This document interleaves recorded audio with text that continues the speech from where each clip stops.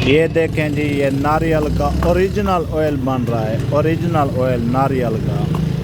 ये 50 साल पुरानी दुकान है, इसमें कोई दो नंबरी नहीं है। ये अपनी आँखों से देखो, ये पहला प्रोसेस है। ये सूखा नारियल है, ये भाई ले आता है, उसको छोटे छोटे पीस बनाता है।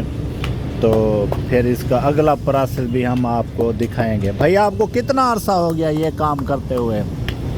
बेसिक तो ये हमारे बाप दादे का काम है। तकरीबन 1960 से चक्की हमारी कायम दायम है। 1960 से जी, शेख इलियास आटा चक्की के नाम से मशहूर। ये डेरा गाजी खान का शहर है? जी, डेरा गाजी खान सिटी शहर।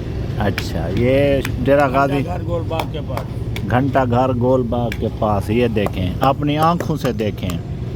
आपको हम पूरा प्रोसेस दिखाएंगे, इसका ऑयल कैसे निकाला जाता है, ये कितना देर लगती है, कितनी मेहनत है, और ये खालिस ऑयल बना हुआ भी हम आपको दिखाएंगे।